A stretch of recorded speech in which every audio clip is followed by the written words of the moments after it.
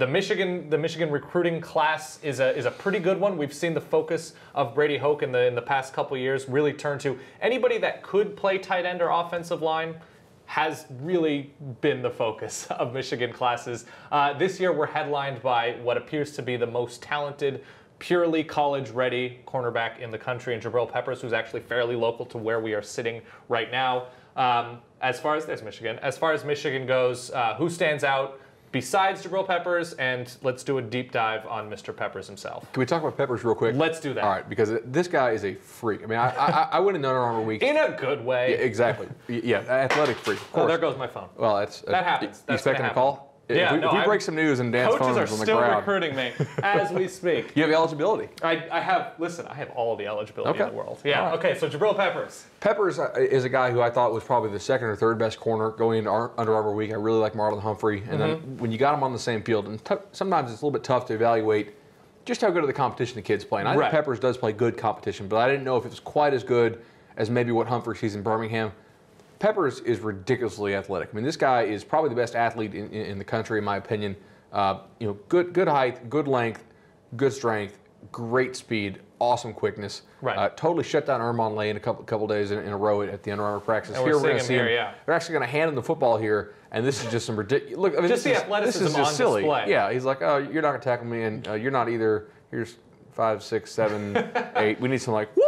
Chris Berman style. I always wanted to do that on camera. And if there is anything Michigan needs an upgrade with, it's the athleticism. Indeed. It's sheer numbers. They start getting guys like Derek Green to up the level of the offensive skill, but defensively, to get a talent like Jabrill Peppers is ridiculous. Exactly. And this guy, I think Michigan has to find a way to use him on offense some too, and certainly in special teams. I know that you made the Charles Woodson comparison, or at least he did when he committed there. Yeah. And that's been bandied about a lot. I think that's accurate. He's a guy who can really change the game on special teams. Maybe give him some snaps on offense and can play a true lockdown corner. Yep. A really good player.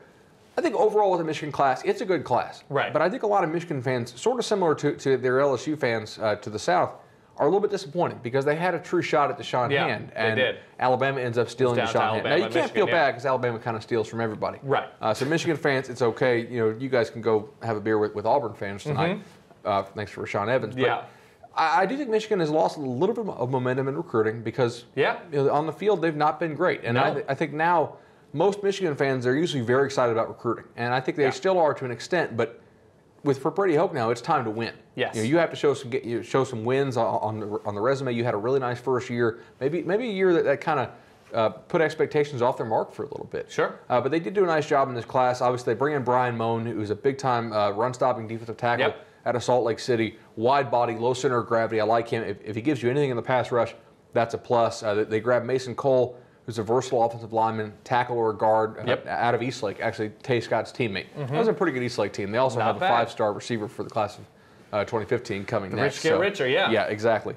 So that was certainly a good class for Michigan. I think Cole is probably not an instant impact guy. Moan may be able to get some snaps for them. Pepper certainly is. They had Drake Harris, who I think could be an instant impact guy in the red zone, a receiver who had a really nice state title game 2 years ago for his team there in Michigan. Right. Former basketball player, guy with great athleticism and vertical leap, much like Malachi Dupree, who went to LSU. Yep. But I don't know that this class is necessarily.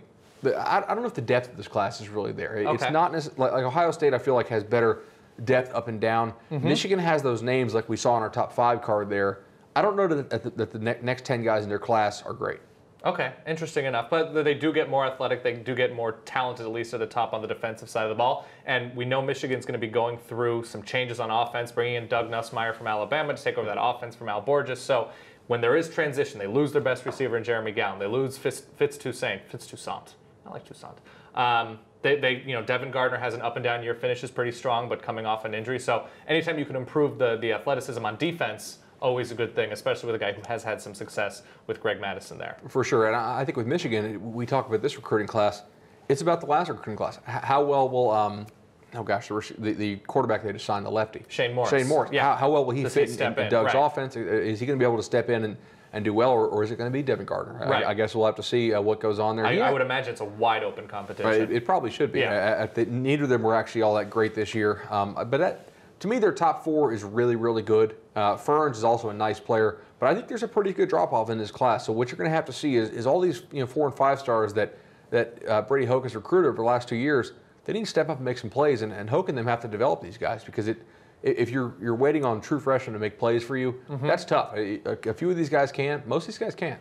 Yeah, and especially along the offensive line, which they've recruited pretty well in terms of what recruiting services have said.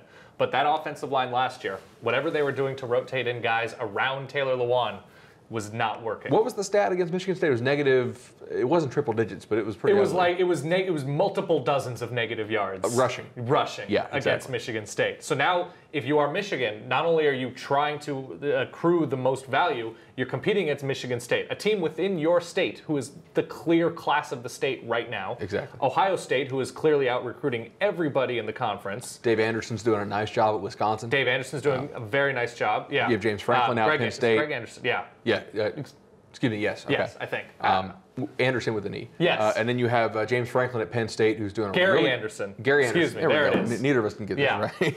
This is what happens, Big Ten. Cheese clouds our brains. And we have Big Ten weather here today. For sure, in New York. It was snowing. By the way, the back you can't really see. It's icy outside, and the fact that Bud and I are here in studio, you're welcome that we're alive. Or Indeed. I'm so sorry. For 90 minutes. For 90 minutes, yes. For free. James Franklin at Penn State is going to be really tough. I know Bill O'Brien did a great job there. Franklin is going to kick their recruiting to another level. I don't know if he's quite as good a coach as O'Brien was, but certainly in terms of on the recruiting trail, that's going to get a lot tougher too. And so for Michigan, Brady Hoke, if you put the wins on the field, Michigan will continue to kind of recruit itself. Right. If you don't, then I think you have a real issue next year going into recruiting because you're going to have a lot of people asking about Brady Hoke's job security. All right, it's fair enough. And then Bo Pelini, he gets the crap he gets, but he's developing players, and he's still attracting players to Lincoln. Yes, exactly. Nebraska did a pretty nice job closing. I know they did not get Blake McLean today, but they did a nice job down the stretch. I remember looking at their class a couple weeks ago. I wasn't really impressed, but they did a nice job closing up some holes there, and that's not an automatic out if you're Michigan. Right. Oh, by no means is anybody an automatic out, especially after what they were not able to do on the ground last season and struggling with the teams they struggle, Akron, UConn. So they really need to figure out dominance and need to do it quick because the Big Ten is catching up. Yep. I think, and now you add Maryland, who, granted, Maryland not the greatest team in the world, but you look at the receivers that are coming back, and Deion Long and Stephon Diggs. You look at now adding Prince. They're solidifying all over the field, and they're in a recruiting area where they're going to attract people to a major conference. And then Rutgers. I'm not crazy about Rutgers. We may bring up Rutgers next year, but Maryland, I don't think a lot of people realize this. They lost both their NFL-type receivers to broken legs in the same game. I mean, that's some Randy Edsel luck for you right there. You get those guys back, you get Damian Prince. I think Etzel's actually a pretty good coach, and again, they're going to be a little bit better in the Big Ten, I think, than people believe. Their recruiting has been okay. Loxley does a great job getting that local talent in that area. Their offensive coordinator, Mike Loxley, who was at Florida for a while when Illinois, but he's always pulled D.C., Maryland, Virginia, that area he's done very well in. Exactly. All right, so we're going to go now. We have Eric Rudder from Maize n Brew. Deeper dive for Michigan and what they were able to do all over this class and how things project moving forward. Eric, can you hear me? Hey guys, how are you doing? We're doing outstandingly well. We just finished talking a little bit about Michigan, but as you see it, obviously the big name headlining this class is Jabrill Peppers, but who immediately is able to come in physically in terms of polish and compete for positions atop or near the top of depth charts as you see it from this class? I think obviously Jabrill Peppers is going to have the biggest impact from day one. Mm-hmm. He's one of the most complete prospects that I've seen in the last 3 to 5 years, and he can compete with even some NFL defensive backs right now with how put together he is physically. And he's really a specimen that can impact the game as soon as he gets on campus this fall.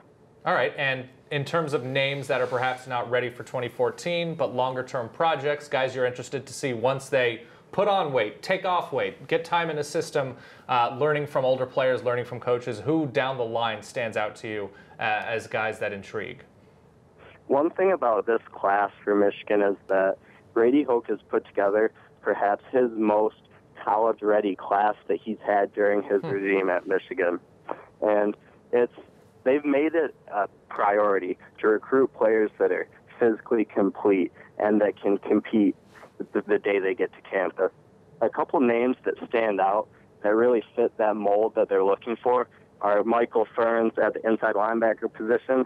Okay. Right now, he tops out at about 245, and that's massive for an incoming freshman. Yes. And what makes it even more impressive is that his dad has consistently timed him in the 40. He's measured his box jump, his vertical jump, and he is recording outstanding times, faster times in the 40 and higher jumps than he's ever had before.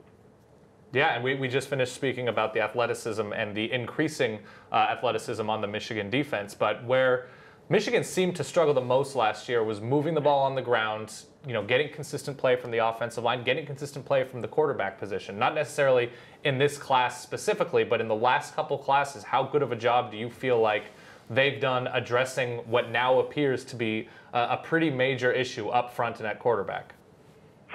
Michigan has done a good job at addressing the needs that they have. The offensive line obviously underperformed last year, but a lot of that blame is going to go on the former offensive coordinator, Al Borges. Sure. What he tried to do is implement two different blocking schemes, and when you have an offensive line that's comprised of mostly underclassmen, it's going to be difficult to get that group of players to buy into it right away, and mistakes are going to be made. Fair enough. When you have injuries on the line and you're shuffling through your depth chart to find out which five are actually the best, it makes it even harder to create cohesion and continuity on that offensive line. All right. Something that Michigan's... Continue. Sorry, what was that? No, continue. Sorry. Okay. Something that Michigan's done really well is build depth on the line. Mm-hmm. While it may not have shown last year, they're stacked at about 2-3 players deep that can contribute, maybe not their freshman season, but sophomore and junior years, they should be more than prepared to step in if they need to whenever that time may be.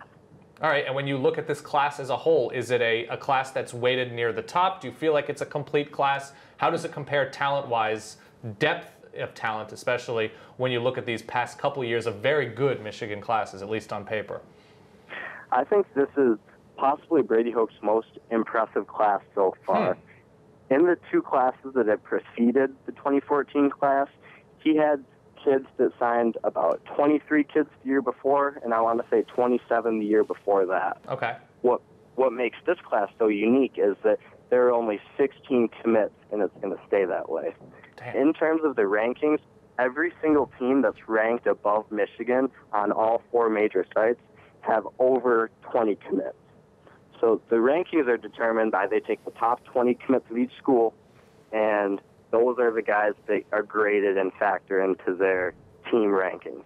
Michigan obviously forfeits 4 of those players that could potentially contribute to their ranking. Yep.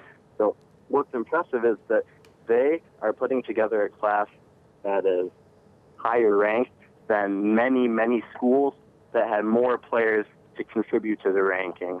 And they have the highest average grade of stars out of, I want to say, any school outside of the SEC, and only about 3 or 4 schools overall outmatch Michigan in that regard.